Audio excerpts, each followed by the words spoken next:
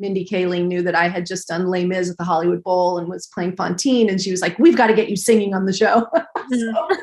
So she had me singing Son of a Preacher Man to my brand new baby, Astrid. So that was particularly fun as well.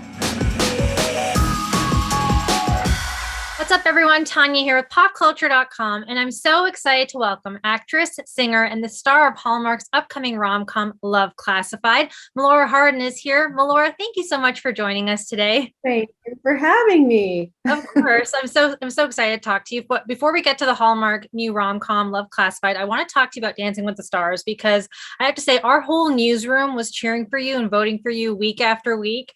And when we did not get what we wanted, we were like also bummed.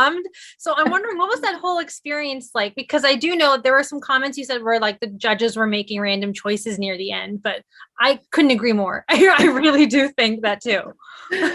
Yeah, I mean, it's an amazing experience, but the show it's first and foremost a reality show. So they're not completely judging on the dancing. They're just not. So it's okay. That's the way the show is. That's what makes the show work.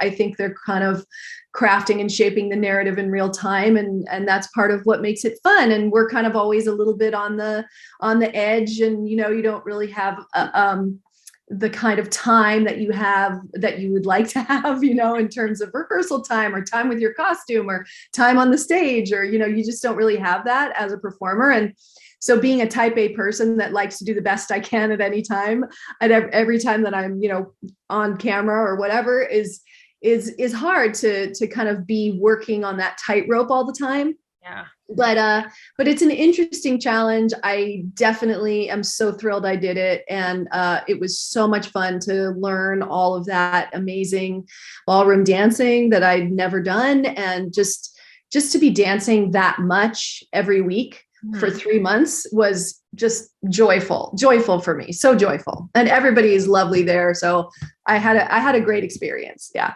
And I feel like it's such a great, exercise too. Like I'm not sure if you still do that, like if you're still being active with dancing at home, but like, it's so fun to do, and it gets your spirit up and all that. So I'm not sure if you're dancing like on the side. Are you actually taking that with you?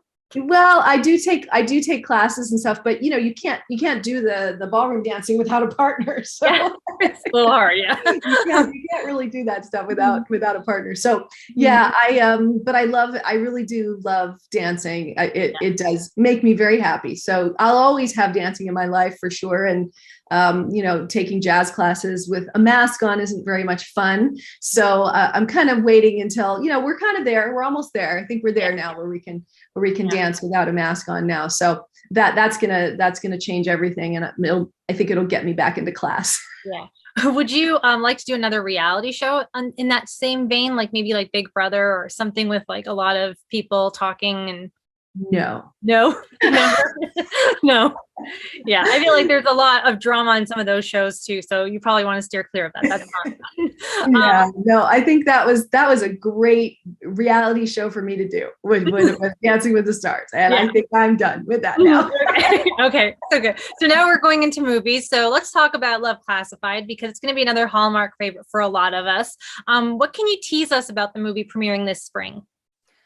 I really love that it's Hallmark kind of trying to expand their brand a little bit, obviously keeping what makes Hallmark special, which is all about feel good and good, love movies about love and feeling good. But it's less formulaic. And I think it's really was written just so beautifully by one of the writers of The Bold Type, actually, in the first season of The Bold Type, Lynn, and I can't remember Lynn's last name, but I can get you Lynn's last name.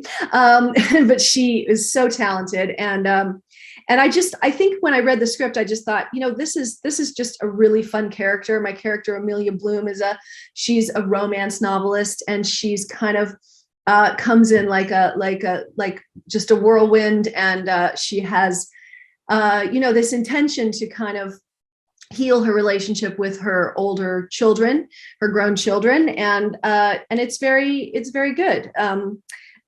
Lynn Sternberger. There we go. I just want to make sure I got that right.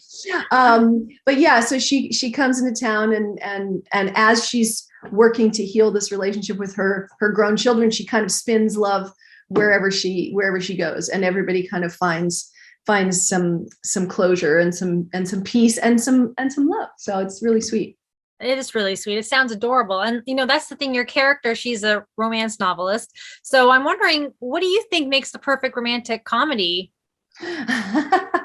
Well, obviously chemistry between the people, and then sort of, I think it's great when things look like they're gonna fail, when there's obviously like a spark. It looks like they're gonna fail, and then they succeed. I think that's one of the things that makes a romantic comedy work. Yeah. And, the movie, I think, sets a career milestone for you. It's your first Hallmark movie. Correct me if I'm wrong. But I'm wondering, what do you think makes Hallmark movies so enduring and then beloved by audiences? We can just watch them all the time. Yeah, they really are. Well, I think the aspect of them being so feel good, I think people really want to be uplifted. And I think it's just to be able to count on that, to be able to count on kind of knowing that you're going to get a feel good experience. It's sort of like, you're going to get to have that like hug almost, there's something comforting about it and warm about it.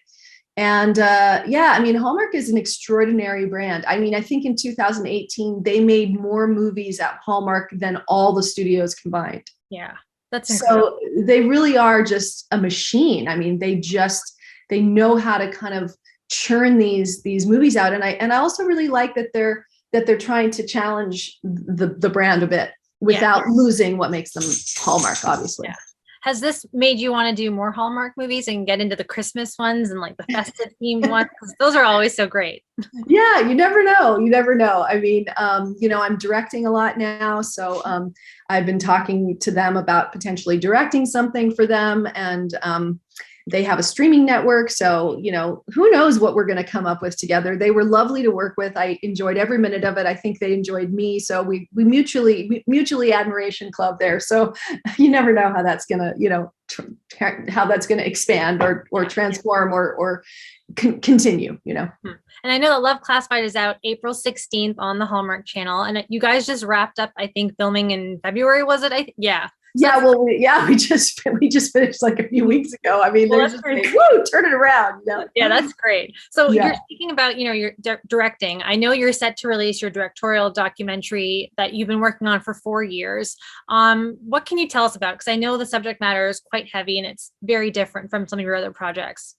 Yeah, I would say that, part of the reason I did Dancing with the Stars was that I wanted people to see the real Melora. I wanted people because people are in love with my characters. And I wanted them to kind of have an opportunity to see that I'm willing to be vulnerable and hold my feet to the fire week after week, learning something new right in front of millions of people, and failing and succeeding and watching how that happens. And hopefully I handled that gracefully. My documentary is really, I'm not only directing it, but I'm also in the documentary. And I felt that it was important for people to kind of get a sense of who I am, because it really is genuinely me. There's nothing reality TV about this. It's a true documentary. It really is like looking through a keyhole. I did 85% of the filming myself. It is just me and my subject, my friend Hunter Austin. And it's a story about real life serendipity, about what it really takes to transform trauma, about friends, about women holding women up. And that's really the story. It's about healing. The documentary itself is an invitation for others to do their own healing.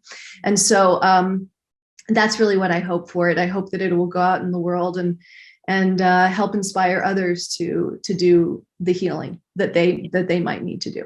And what beautiful timing too, because I believe it's Women's History Month, and so this is coming out this month, or is it coming out a little later this spring? Yeah, I don't quite know exactly. I don't have a release date yet. I'm still looking actually for the right home for it.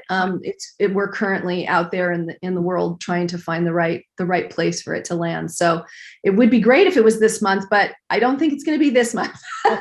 Okay, so we have to wait a little longer. I know after Yeah, we gotta wait a little longer. A little But longer. it's called Thunder Hunter and Me. So I hope people will keep their eyes open for it. And of course, if they follow me on Instagram, I'll be talking about it there, which is just at Melora D. Hardin, or Twitter as well.